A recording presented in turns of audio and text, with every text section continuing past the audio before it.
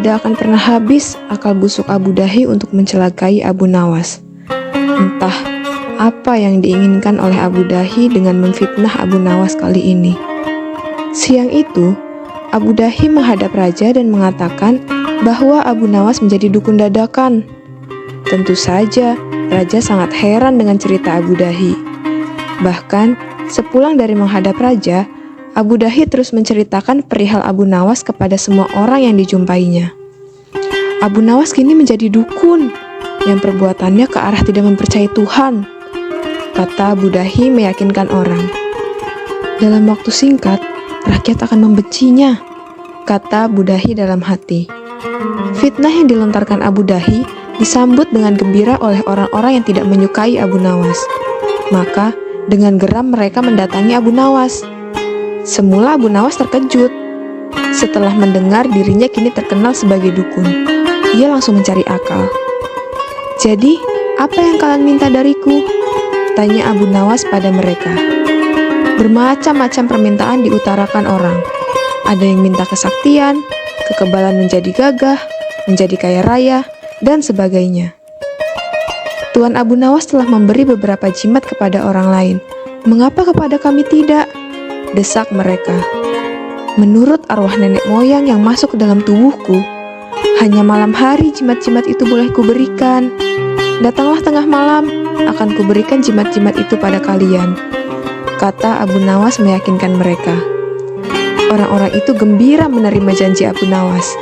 Tepat tengah malam, orang-orang itu sudah berbondong-bondong datang. Abu Nawas satu persatu orang maju menghadap Abu Nawas yang berlagak menjadi dukun. Lalu, ia menyerahkan batu kerikil hitam.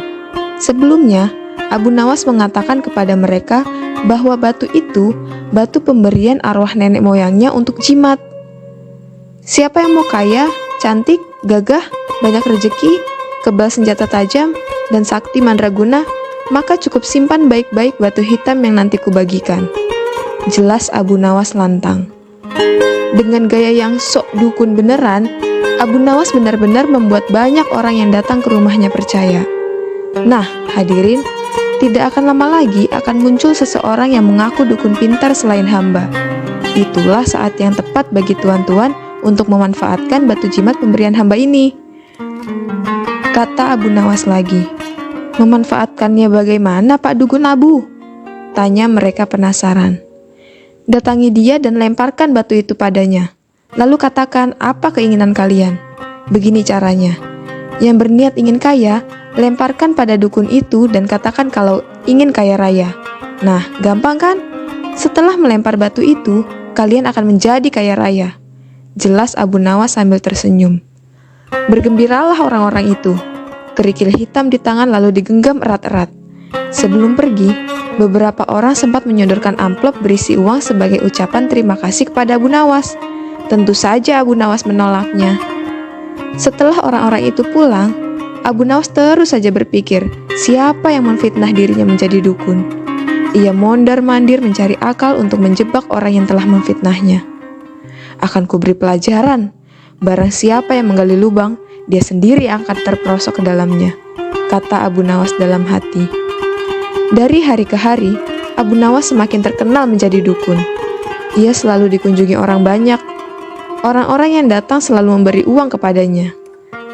Tentu saja Abu Nawas menolak, sambil mengatakan bahwa ia selalu mendapat uang sekeranjang setiap harinya. Hamba sekarang kaya raya melebihi raja. Bayangkan, sekeranjang uang emas hamba dapatkan dari pekerjaan hanya menjadi dukun, kata Abu Nawas kepada setiap orang yang dijumpainya. Perihal Abu Nawas mendapat sekeranjang emas setiap harinya, sampai juga ke telinga Abu Dahi. Hatinya makin panas. Kurang ajar. Maksudku memfitnah Abu Nawas agar dijauhi rakyat dan baginda raja.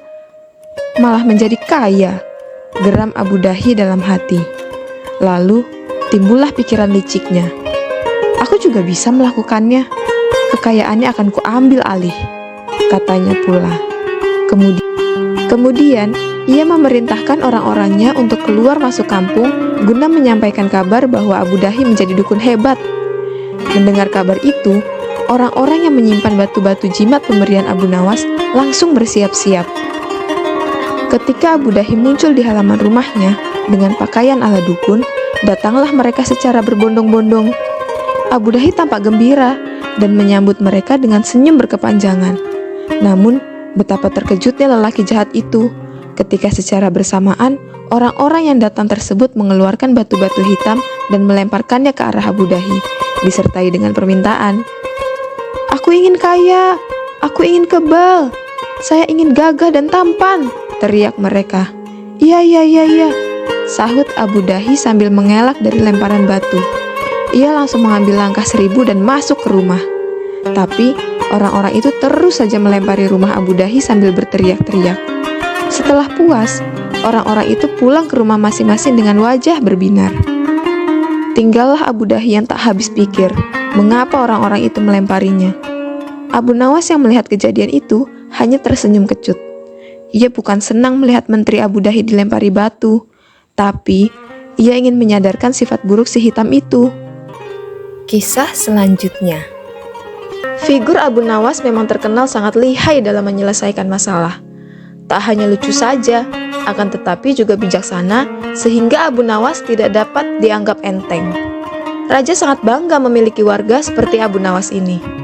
Namun, pada pihak lain dari diri Abu Nawas juga sangat menjengkelkan, karena ulahnya yang selalu tidak tahu diri kepada raja. Oleh karena itulah, Baginda Raja tak pernah berhenti memeras otaknya untuk membalas Abu Nawas. Seperti pada tahun-tahun sebelumnya, setiap bulan Rabiul Awal diadakan acara Maulid Nabi. Sambil tersenyum, Baginda Raja bergumam dalam hati, "Awas ya kamu Abu Nawas, kali ini kamu pasti kena." Gumam Raja. Acara Maulid Nabi pun telah tiba waktunya dan diselenggarakan di istana. Pada saat itu, semua pembesar negeri hadir, termasuk putra-putra mahkota dari kerajaan sebelah. Termasuk pula Abu Nawas ikutan diundang. Dengan perintah raja, semua yang hadir di acara Maulid Nabi tersebut dipersilahkan untuk berdiri, dan kemudian disirami dengan air mawar yang menebar bau harum. Kecuali Abu Nawas, dia disiram dengan air kencing. Membalas tipuan raja, setelah disiram dengan air kencing tersebut, jadi sadarlah Abu Nawas kalau dirinya telah dipermalukan di depan para pembesar negeri. Dia bungkam 1000 bahasa dan hanya bergumam dalam hati, "Baiklah, hari ini Paduka telah memberiku kuah tak sedap. Esok hari, aku akan membalasnya dengan isinya." Sejak saat itu, Abu Nawas tidak pernah menjejakkan kakinya di istana. Ketika raja memanggilnya ke istana, rupanya Abu Nawas tidak bersedia dengan alasan sakit yang membuat tubuhnya lemah lunglai. Karena khawatir telah terjadi sesuatu dengan diri Abu Nawas, raja pun ingin menengoknya, diiringi dengan beberapa petinggi kerajaan. Pucuk dicinta ulam pun tiba. Begitu mendengar raja menuju ke rumahnya, Abu Nawas yang dalam keadaan segar bugar itu pun langsung memasang aksi. Matanya terpejam, badan tergeletak lemah lunglai. Namun, sebelum dia beraksi demikian, dia telah terlebih dahulu menyuruh istrinya menyiapkan obat ajaib yang berbentuk bulatan kecil. Dan di antara bulatan obat ajaib itu, terdapat 2 butir yang dibubuhi tinja di dalamnya. Tak berapa lama kemudian, raja sudah berada di depan pintu rumah Abu Nawas. "Wahai Abu Nawas, apa yang kamu telan itu?" tanya raja. "Inilah yang disebut obat ajaib. Resepnya hamba peroleh lewat mimpi tadi malam. Jika saya menelan 2 butir, niscaya saya akan sembuh," jawab Abu Nawas yang terlentang dan segera bangun setelah menelan pil yang kedua. "Kalau begitu, aku juga mau minum obat ajaib itu," kata raja. "Baiklah tuanku, Paduka, berbaringlah dan pejamkan mata seperti hamba sekarang ini. Tidak boleh duduk, apalagi berdiri," kata Abu Nawas. Maka raja pun menuruti perintah Abu Nawas. Begitu mata raja terpejam, Abu Nawas cepat-cepat memasukkan butiran obat ajaib yang telah dibubuhi tinja itu ke mulut raja. Tiba-tiba saja Baginda Raja bangkit sambil membelalakkan matanya. "Hai Abu Nawas, engkau memberiku makan tinja ya?" Maka Abu Nawas pun segera bersimpuh sambil memberi hormat kepada raja. "Wahai Khalifah, dulu Baginda memberi hamba kuahnya. Sekarang hamba memberi isinya. Jikalau baginda tidak memberi hamba uang 100 dinar, kejadian itu akan hamba ceritakan kepada khalayak ramai," kata Abu Nawas. "Diamlah, hai Abu Nawas. Jangan ngomong kepada siapa-siapa. Nanti aku akan memberimu uang 100 dinar," kata raja. Setelah itu, raja dan semua pengikutnya kembali ke istana. Mereka menyiapkan pundi-pundi uang yang berisi 100 dinar. Nah, untuk kesekian kalinya, Abu Nawas berhasil memperdayai rajanya, berhasil mengalahkan rajanya. Kisah selanjutnya. Suatu hari, Raja Harun al-Rasyid memanggil si pria pintar ke istana. Dia berkata, "Hari ini saya punya misi lain untukmu, Abu Nawas," kata raja. "Apa yang harus saya kerjakan, Yang Mulia?" tanya Abu Nawas tidak sabar. "Kau tahu bahwa kita punya teluk yang luas, bukan?" tanya raja. "Menyedihkan sekali tak seorang pun pernah menyeberangi teluk. Saya bertanya-tanya, apakah mungkin seorang manusia berenang ke seberang teluk? Abu, saya butuh kau menjawab keinginanku. Saya mau kau mengambil misi ini sebagai tugas terhormat," kata raja kepada Abu Nawas. "Tuan, saya bukan seorang perenang yang baik," ujar Abu Nawas. "Saya tahu, tapi setiap orang mengetahui kalau kau adalah pria terpintar di negeri ini. Kau harus dapat mengerjakan tugas ini," kata raja sedikit memaksa. "Iya, saya akan mengerjakannya, Yang Mulia." Abu Nawas menggerutu ketika dia berjalan keluar. Abu Nawas lalu berjalan ke pantai. Ia memandangi teluk yang luas sekali. Lalu duduk di bawah sebuah pohon palem. Dia mencoba mencari ide untuk menyiasati misi yang mustahil itu. Pada waktu itu, ia melihat pakaian anak-anak tergeletak di atas bebatuan di sampingnya. Di mana anak itu? Mereka pasti berenang di pantai, gumam Abu Nawas. Seketika itu senyumnya terkembang. Nampaknya ia telah menemukan ide cemerlang. Ia lalu pulang dan bangun pagi-pagi sekali pada hari berikutnya.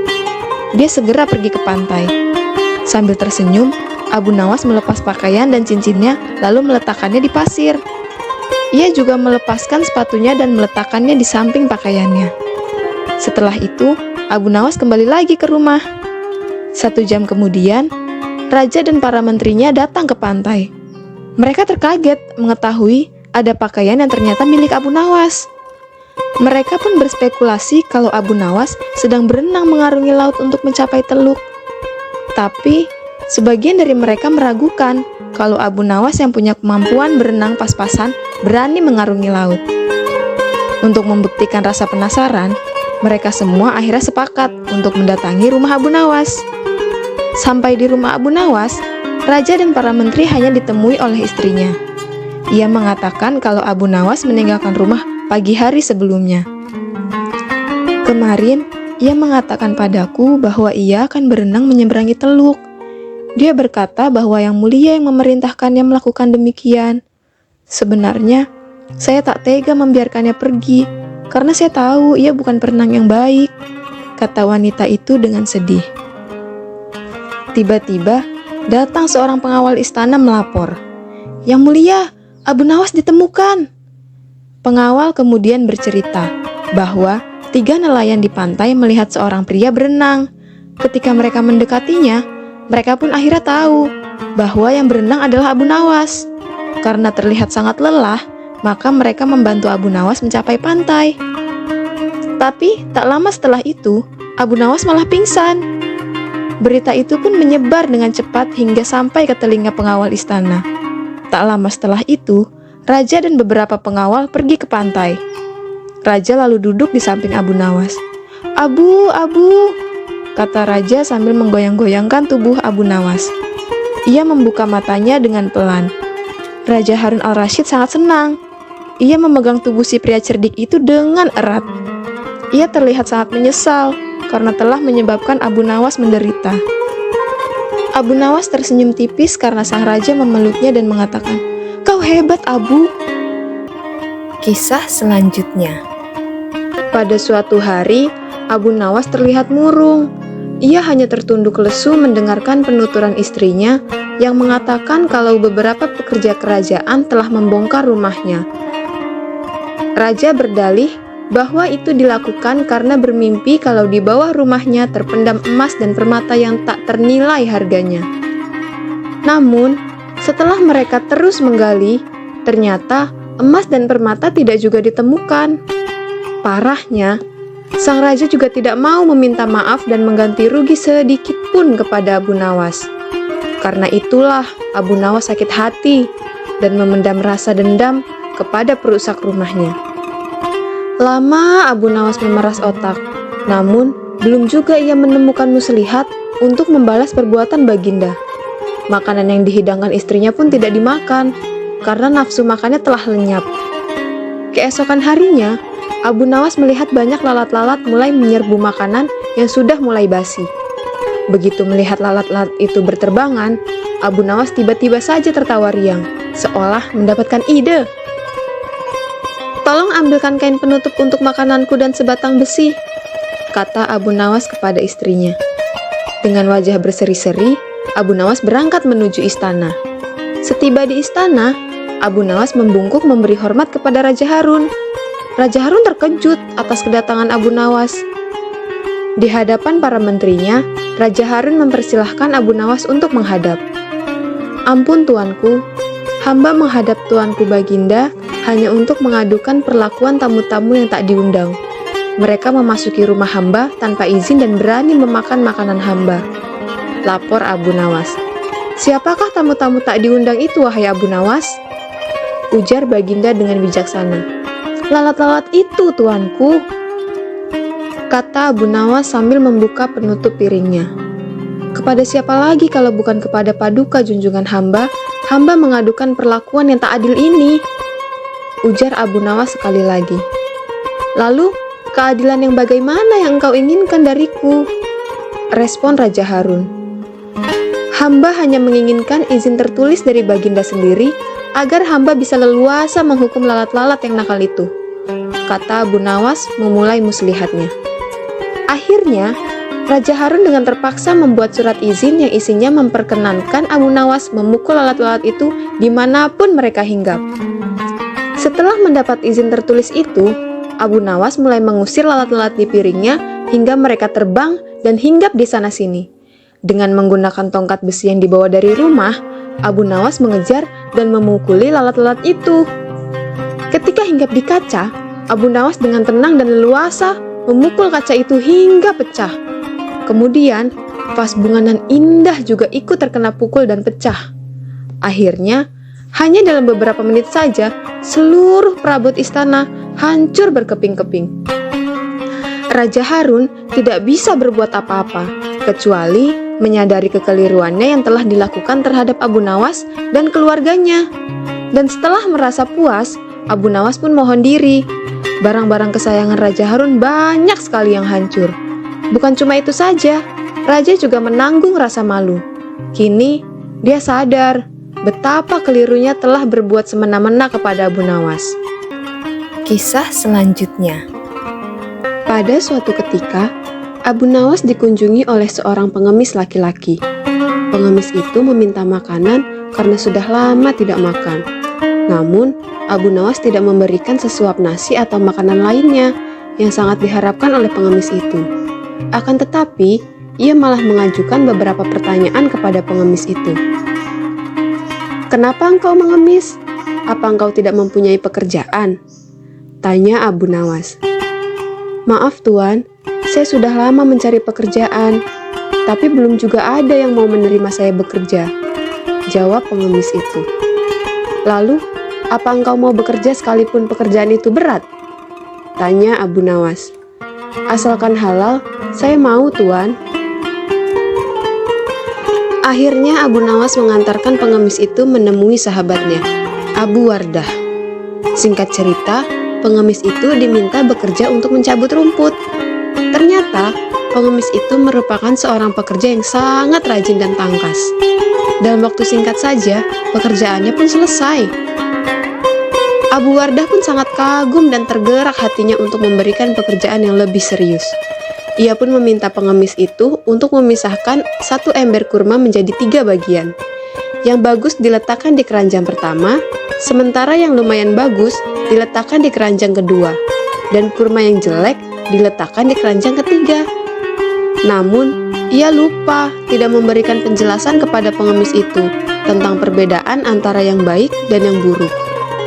Pada keesokan harinya, Abu Nawas datang ke rumah Abu Wardah untuk menanyakan kabar dari pengemis itu. Ia pun menjelaskan bahwa pengemis itu sangat rajin dan terampil mencabut rumput di ladang, sehingga dirinya menyimpulkan bahwa pengemis itu adalah pekerja yang baik. Maka dari itu, Abu Wardah memberikan pekerjaan yang lebih serius kepadanya. "Sekarang dia bekerja apa?" tanya Abu Nawas. "Tadi malam, dia saya suruh memisahkan kurma-kurma menjadi 3 bagian. Mari kita ke sana untuk melihatnya. Pasti sudah selesai pekerjaannya itu," kata Abu Wardah. Tak lama kemudian, keduanya pun sangat terkejut ketika melihat pengemis itu tidur pulas, tidak mengerjakan pekerjaan yang telah diberikan kepadanya. Dengan penuh tanya, Abu Wardah pun membangunkan pengemis itu.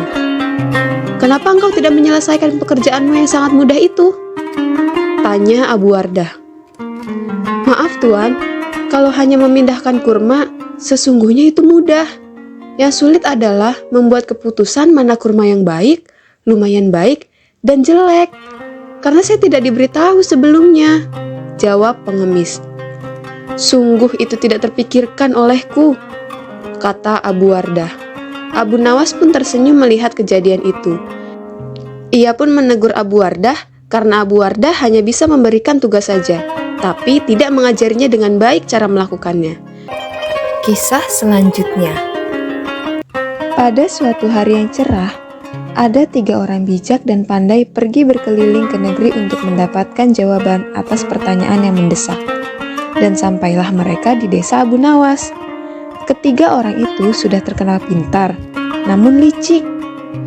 Untuk menghadapi ketiga orang itu, para penduduk desa sepakat untuk menyodorkan Abu Nawas sebagai tandingan mengadu kepintaran. Kepandaian Abu Nawas kali ini diuji oleh 3 orang bijak. Salah satunya adalah mengadu kepandaian dengan menghitung berapa jumlah bulu ekor keledai. Abu Nawas tak kekurangan akal. Dengan kecerdikannya, Abu Nawas berhasil mengalahkan 3 orang bijak itu. Sebagai wakil orang-orang bijak di desa tersebut, Abu Nawas dipaksa berhadapan dengan 3 orang bijak, dan keinginan penduduk desa sudah disetujui oleh kepala desa. "Kalau begitu, besok di lapangan bola, kita adu kepintaran antara Abu Nawas dengan ketiga orang bijak itu," kata kepala desa dengan suara yang keras. Setelah waktu yang ditentukan telah tiba, maka berkumpullah penduduk setempat di lapangan bola. Untuk menghormati tamunya, maka pemimpin kampung memutuskan 3 orang bijak itu untuk bertanya terlebih dahulu kepada Abu Nawas. "Sebagai rasa hormat kami, maka kalian bertiga terlebih dahulu diberi kesempatan untuk bertanya kepada Abu Nawas," kata kepala kampung. Mendapat kesempatan itu, tentu saja ketiga orang itu sangat senang bukan kepalang. Maka, dengan sombongnya, orang bijak pertama bertanya kepada Abu Nawas, "Di mana sebenarnya pusat bumi ini, wahai Abu Nawas yang bodoh?" Tampaknya, pertanyaan itu dianggap ringan saja oleh Abu Nawas. Dengan tersenyum, Abu Nawas menjawab, "Tepat di bawah telapak kaki saya, saudara yang budiman." Jawaban Abu Nawas itu membuat orang bijak yang kedua tidak terima. Ia langsung berkata dengan keras, "Bagaimana saudara bisa membuktikan hal itu?" "Jika kalian tidak percaya atas jawabanku, ukur saja sendiri," jawab Abu Nawas. Tampaknya jawaban itu telah membuat orang bijak pertama tertegun dan hanya bisa diam saja. Untuk itulah, tiba giliran orang bijak kedua mengajukan pertanyaan kepada Abu Nawas. "Berapa banyak jumlah bintang di langit?" Lagi-lagi, Abu Nawas menjawabnya dengan tenang. "Bintang-bintang yang ada di langit itu jumlahnya sama dengan rambut yang tumbuh di keledaiku ini." Tentu saja, jawaban Abu Nawas bikin sakit hati. "Bagaimana saudara bisa membuktikan hal itu?" tanya orang bijak kedua. "Nah, Kalau tidak percaya, hitung saja rambut yang ada di keledai ini. Nanti saudara akan tahu kebenarannya. Jawab Abu Nawas. Itu sih bodoh. Akal-akalan saja. Bagaimana orang bisa menghitung bulu keledai? Sanggah orang bijak kedua itu. Nah, kalau aku bodoh, berarti saudara juga bodoh. Bagaimana orang bisa menghitung bintang di langit? Kata Abu Nawas. Mendengar jawaban itu, si bijak kedua pun tidak bisa melanjutkan. Sekarang, tampillah orang bijak ketiga yang katanya paling bijak di antara yang lain. Ia memang agak terganggu oleh kecerdikan Abu Nawas, dan dengan ketus ia bertanya, "Tampaknya saudara tahu banyak mengenai keledai. Coba saudara katakan kepadaku, berapa jumlah bulu yang ada di ekor keledai itu?" "Aku tahu jumlahnya. Jumlah bulu yang ada di ekor keledaiku ini sama dengan jumlah rambut yang ada di janggut saudara," jawab Abu Nawas dengan santainya. "Bagaimana saudara bisa membuktikan hal itu?" tanya si bijak ketiga lagi. "Oh, itu mudah saja. Begini, saudara mencabut sehelai bulu dari ekor keledaiku, kemudian aku akan mencabut sehelai rambut dari janggut saudara. Nah, kalau sama, maka yang aku katakan adalah benar. Kalau tidak, berarti aku keliru," jawab Abu Nawas. Tentu saja orang bijak yang ketiga itu tak mau menerima cara menghitung tersebut. Kemudian, orang-orang di desa mengatakan bahwa ternyata Abu Nawas adalah orang yang paling bijak di antara ketiga orang bijak itu. Kisah selanjutnya. Bapaknya Abu Nawas adalah penghulu kerajaan Baghdad bernama Maulana. Pada suatu hari, bapaknya Abu Nawas yang sudah tua itu sakit parah dan akhirnya meninggal dunia. Abu Nawas pun dipanggil ke istana. Ia diperintah raja untuk mengubur jenazah bapaknya itu sebagaimana adat Syekh Maulana. Apa yang dilakukan Abu Nawas hampir tidak ada bedanya dengan Kadi Maulana, baik mengenai tata cara memandikan jenazah, mengkafani, menyolati, dan mendoakannya. Maka, raja bermaksud mengangkat Abu Nawas menjadi kadi atau penghulu untuk menggantikan kedudukan bapaknya. Namun, demi mendengar rencana sang raja, tiba-tiba saja Abu Nawas yang cerdas itu nampak berubah menjadi gila. Usai upacara pemakaman bapaknya, Abu Nawas mengambil sepotong batang pisang dan diperlakukannya seperti kuda. Ia menunggangi kuda dari batang pisang itu sambil berlari-lari dari kuburan bapaknya menuju rumahnya. Orang-orang yang melihatnya menjadi terheran-heran. Pada hari yang lain, ia mengajak anak-anak kecil dalam jumlah yang cukup banyak untuk pergi ke makam bapaknya. Dan di atas makam bapaknya itu, ia mengajak anak-anak bermain rebana dan bersukacita. Kini, semua orang semakin heran atas kelakuan Abu Nawas. Mereka menganggap Abu Nawas sudah menjadi gila karena ditinggal mati oleh bapaknya. Pada suatu hari, ada beberapa orang utusan dari raja datang menemui Abu Nawas.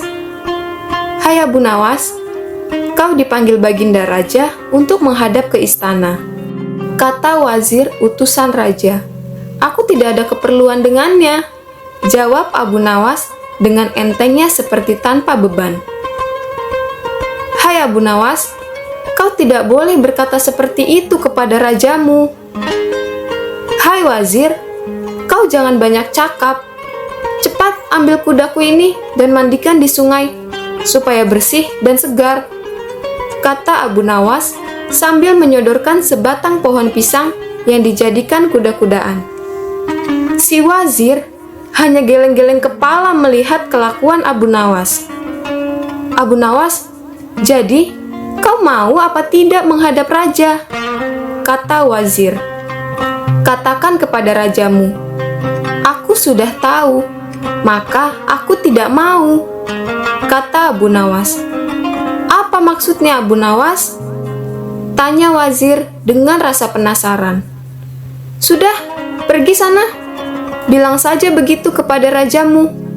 Sergah Abu Nawas sembari menyaruk debu dan dilempar ke arah si wazir dan teman-temannya. Si wazir segera menyingkir dari halaman rumah Abu Nawas. Mereka melaporkan keadaan Abu Nawas yang seperti tidak waras itu kepada Raja Harun al-Rasyid. Dengan geram, Baginda berkata, "Kalian ini bodoh semua. Hanya menghadapkan Abu Nawas kemari saja tak becus. Ayo, pergi sana ke rumah Abu Nawas. Bawa dia kemari dengan sukarela ataupun terpaksa." Si wazir segera mengajak beberapa prajurit istana menuju ke rumah Abu Nawas. Dan dengan paksa, Abu Nawas dihadirkan di hadapan raja. Namun, lagi-lagi di depan raja, Abu Nawas berlagak gila. Bahkan, tingkahnya ugal-ugalan. Tak selayaknya berada di hadapan seorang raja. "Abu Nawas, bersikaplah sopan," tegur Baginda. "Ya Baginda, tahukah Anda?" "Apa Abu Nawas?" "Baginda, terasi itu asalnya dari udang." "Kurang ajar kau. Kau menghinaku Abu Nawas." "Tidak Baginda, siapa bilang udang berasal dari terasi?" Baginda merasa dilecehkan. Ia naik pitam dan segera memberi perintah kepada para pengawalnya. "Hajar dia, pukul dia sebanyak 25 kali." Wah, Abu Nawas yang kurus kering itu akhirnya lemas tak berdaya dipukuli tentara yang bertubuh kekar. Usai dipukuli, Abu Nawas disuruh keluar istana. Ketika sampai di pintu gerbang kota, ia dicegat oleh penjaga. "Hai Abu Nawas, tempo hari ketika kau hendak masuk ke kota ini, kita telah mengadakan perjanjian. Apa kau lupa pada janjimu itu? Jika engkau diberi hadiah oleh Baginda, maka engkau berkata, 'Aku bagi 2. Engkau 1 bagian, aku 1 bagian.' Nah, sekarang mana bagianku itu? Hai penjaga pintu gerbang, apakah kau benar-benar menginginkan hadiah Baginda yang diberikan kepadaku?" "Iya, tentu. Itu kan sudah merupakan janji kita." "Baik, akan kuberikan semuanya, bukan hanya 1 bagian saja." "Wah, ternyata kau baik hati Abu Nawas. Memang seharusnya begitu. Kau kan sudah sering menerima hadiah dari Baginda." Tanpa banyak cakap lagi, Abu Nawas mengambil sebatang kayu yang agak besar, lalu orang itu dipukulinya sebanyak 25 kali. Tentu saja, orang itu menjerit-jerit kesakitan dan menganggap Abu Nawas telah menjadi gila. Setelah penunggu gerbang kota itu kelenger, Abu Nawas meninggalkannya begitu saja. Ia terus melangkah pulang ke rumahnya.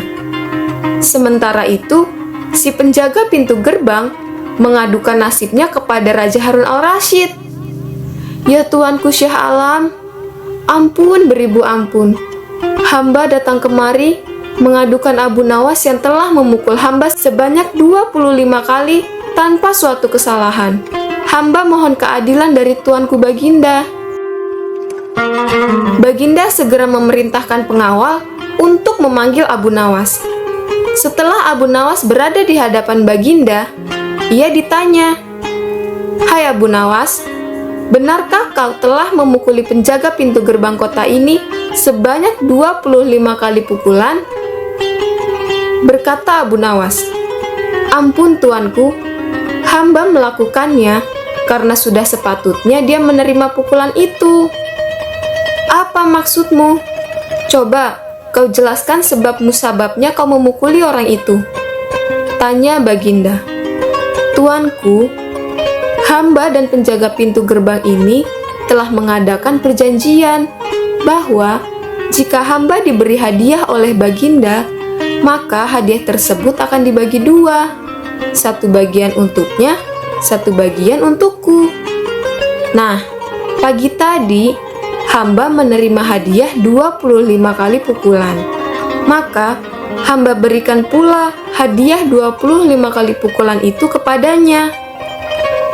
Hai penjaga pintu gerbang, benarkah kau telah mengadakan perjanjian seperti itu dengan Abu Nawas? Tanya Baginda. Benar tuanku, jawab penunggu pintu gerbang. Tapi hamba tiada mengira jika Baginda memberi hadiah pukulan. Hahaha, dasar tukang peras, sekarang kau kena batunya, sahut Baginda. Abu Nawas tiada bersalah. Bahkan, sekarang aku tahu bahwa penjaga pintu gerbang kota Baghdad adalah orang yang suka memeras orang. Kalau kau tidak merubah kelakuan burukmu itu, sungguh aku akan memecat dan menghukum kamu. Ampun tuanku, sahut penjaga pintu gerbang dengan gemetar. Abu Nawas berkata, tuanku, hamba sudah lelah, sudah mau istirahat. Tiba-tiba diwajibkan hadir di tempat ini. Padahal hamba tiada bersalah. Hamba mohon ganti rugi, sebab jatah waktu istirahat hamba sudah hilang karena panggilan tuanku. Padahal besok hamba harus mencari nafkah untuk keluarga hamba. Sejenak Baginda melengak, terkejut atas protes Abu Nawas. Namun tiba-tiba ia tertawa terbahak-bahak. Hahaha, jangan khawatir Abu Nawas. Baginda kemudian memerintahkan bendahara kerajaan memberikan sekantong uang perak kepada Abu Nawas. Abu Nawas pun pulang dengan hati gembira. Tetapi sesampainya di rumah, Abu Nawas masih bersikap aneh dan bahkan semakin nyentrik seperti orang gila sungguhan. Pada suatu hari, Raja Harun al-Rashid mengadakan rapat dengan para menterinya. Apa pendapat kalian mengenai Abu Nawas yang hendak kuangkat sebagai kadi? Wazir atau Perdana Menteri berkata, melihat keadaan Abu Nawas yang semakin parah otaknya, maka sebaiknya tuanku mengangkat orang lain saja menjadi kadi. Menteri-menteri yang lain juga mengutarakan pendapat yang sama. Tuanku, Abu Nawas telah menjadi gila. Karena itu, dia tidak layak menjadi kadi. Baiklah, kita tunggu dulu sampai 21 hari. Karena bapaknya baru saja mati. Jika tidak sembuh-sembuh juga, bolehlah kita mencari kadi yang lain saja. Setelah lewat 1 bulan, Abu Nawas masih dianggap gila. Maka, Raja Harun al-Rashid mengangkat orang lain menjadi kadi atau penghulu kerajaan Baghdad. Konon, dalam suatu pertemuan besar, ada seseorang bernama Polan yang sejak lama berambisi menjadi kadi. Ia mempengaruhi orang-orang di sekitar Baginda untuk menyetujui jika ia diangkat menjadi kadi. Maka, tatkala ia mengajukan dirinya menjadi kadi kepada Baginda, maka dengan mudah Baginda menyetujuinya. Begitu mendengar Polan diangkat menjadi kadi, maka Abu Nawas mengucapkan syukur kepada Tuhan. Alhamdulillah, aku telah terlepas dari bala yang mengerikan itu. Tapi, sayang sekali, kenapa harus Polan yang menjadi kadi? Kenapa tidak yang lain saja? Mengapa Abu Nawas bersikap seperti orang gila? Beginilah ceritanya. Pada suatu hari, ketika ayahnya sakit parah dan hendak meninggal dunia, ia memanggil Abu Nawas untuk menghadap. Abu Nawas pun datang, mendapati bapaknya yang sudah lemah lunglai. Bapaknya berkata, "Hai anakku, aku sudah hampir mati. Sekarang, ciumlah telinga kanan dan telinga kiriku." Abu Nawas segera menuruti permintaan terakhir bapaknya. Ia mencium telinga kanan bapaknya, ternyata berbau harum, sedangkan telinganya sebelah kiri berbau sangat busuk. "Bagaimana anakku, sudah kau cium?" "Benar bapak." "Ceritakanlah dengan sejujurnya, bau kedua telingaku ini." "Aduh pak, sungguh mengherankan. Telinga bapak yang sebelah kanan berbau harum sekali. Tapi yang sebelah kiri kok baunya amat busuk? Hai anakku Abu Nawas, tahukah apa sebabnya bisa terjadi begini? Wahai bapakku, cobalah ceritakan kepada anakmu ini. Berkata Syekh Maulana, pada suatu hari, datang 2 orang mengadukan masalahnya kepadaku. Yang seorang aku dengarkan keluhannya, tapi yang seorang lagi, karena aku tak suka, maka tak kudengar pengaduannya. Inilah resiko menjadi kadi. Jika kelak kau suka menjadi kadi, maka kau akan mengalami hal yang sama. Namun, jika kau tidak suka menjadi kadi, maka buatlah alasan yang masuk akal agar kau tidak dipilih sebagai kadi oleh Baginda Raja Harun al-Rasyid. Tapi, Baginda Raja Harun al-Rasyid pastilah tetap memilihmu sebagai kadi. Nah, itulah sebabnya Abu Nawas berpura-pura menjadi gila, hanya untuk menghindarkan diri agar tidak diangkat menjadi kadi. Seorang kadi atau penghulu pada masa itu seperti hakim yang memutus suatu perkara. Walaupun Abu Nawas tidak menjadi kadi, namun dia sering diajak konsultasi oleh sang raja untuk memutuskan suatu perkara. Bahkan, ia kerap kali dipaksa datang ke istana hanya sekedar untuk menjawab pertanyaan Baginda Raja yang aneh dan tidak masuk akal. Kisah selanjutnya. Seorang musuh tidak selamanya harus dilawan dengan kekuatan fisik. Akan tetapi, bagaimana seseorang dapat memanfaatkan potensi yang dimiliki musuhnya tersebut untuk kepentingan dirinya. Itulah cara Abu Nawas dalam menyikapi tingkah laku pengawal Raja Harun al-Rasyid yang seringkali membuatnya jengkel dan kesal. Meski demikian, ia tak melawannya secara terang-terangan, melainkan menggunakan siasat yang baik dan tepat. Bagi seorang Abu Nawas, membalas perilaku jelek dari musuh malah tidak akan menyelesaikan masalah. Bahkan, hal itu hanya akan membuat musuh semakin memusuhi dan membenci dirinya. Kegelisahan Abu Nawas terhadap pengawal raja bermula sejak dia diangkat menjadi penasehat istana. Bukan tanpa alasan, raja mengangkat dirinya karena Abu Nawas memiliki kecerdikan yang begitu tinggi. Sejak tinggal di istana kerajaan, Abu Nawas mulai jauh dari keluarganya yang tinggal di rumah. Hal itu membuatnya jenuh dan seakan-akan seperti terasa dalam penjara. Bahkan, untuk berkomunikasi dengan istrinya saja, Abu Nawas hanya bisa menanyakan kabar via surat. Oleh karena itu, setiap merasa rindu ingin bertemu dengan keluarganya, Abu Nawas pun mengirimkan surat kepada istrinya. Begitu pula sebaliknya. Hanya saja, yang membuatnya jengkel, yaitu setiap kali surat itu dikirimkan, pasti terlebih dahulu dibaca oleh pengawal raja. Bahkan, semua suratnya telah diteruskan kepada raja untuk dibaca. Padahal, tak jarang dalam surat itu terdapat tulisan-tulisan yang sifatnya pribadi, yang mestinya hanya cukup diketahui oleh yang bersangkutan saja. Setelah sekian lama tinggal di istana, Abu Nawas akhirnya mengetahui kebiasaan negatif dari pengawal raja. Pengawal raja seringkali melakukan tindakan seenaknya sendiri.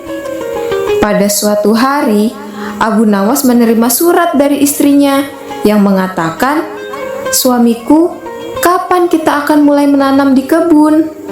kata istrinya. Abu Nawas pun segera membalas surat dari istrinya tersebut. "Janganlah sekali-kali menanam di kebun, karena di situ aku menyimpan rahasia negara," tulis Abu Nawas di suratnya. Jawaban Abu Nawas yang singkat dan sederhana saja membuat para pengawal raja terkejut dan bertanya-tanya. Dengan diam-diam, ia menuju kebun Abu Nawas bersama dengan beberapa prajurit dan mencangkul seluruh kebun milik Abu Nawas. Namun, apa yang terjadi? Para pengawal tidak menemukan apa-apa. Apa yang mereka lakukan itu hanya membuat mereka letih, capek, dengan keringat bercucuran yang mengalir dari tubuhnya. Pada keesokan harinya, istri Abu Nawas mengabarkan kejadian di kebun mereka via surat sebagaimana biasanya. Dan seperti biasa, para pengawal raja membaca isi surat tersebut. Begini isi suratnya. Suamiku, kemarin beberapa prajurit dan pengawal raja datang ke rumah serta menggali setiap sudut di kebun kita, ujar istri Abu Nawas. Surat balasan dilayangkan. Nah, sekarang kebun kita sudah dicangkuli dan kita siap menanaminya, jawab Abu Nawas dalam suratnya. Istri Abu Nawas kini dapat memulai menanam di kebun tanpa harus bersusah payah mencangkul. Sementara itu, surat balasan itu sempat dibaca oleh pengawal raja dan raja sendiri. Raja merasa kecewa atas apa yang telah dilakukan oleh pengawalnya. Raja menilai bahwa para pengawalnya tak bisa memberikan berita yang akurat. Dan akibatnya, raja memberhentikan mereka sebagai pengawal raja. Dengan keputusan sang raja tersebut, disambut gembira dan bahagia oleh Abu Nawas. Kini, surat-surat yang ia kirimkan ke istrinya maupun surat-surat istrinya untuk dirinya aman terkendali, tak pernah dibaca lagi oleh pengawal raja. Nah, itulah trik baru cara berkebun. Tentu saja, model ala Abu Nawas. Nantikan cerita selanjutnya di Dongeng Sufi Official. Jangan lupa untuk like, share, dan subscribe. Nyalakan loncengnya juga ya. Terima kasih. Wassalamualaikum warahmatullahi wabarakatuh.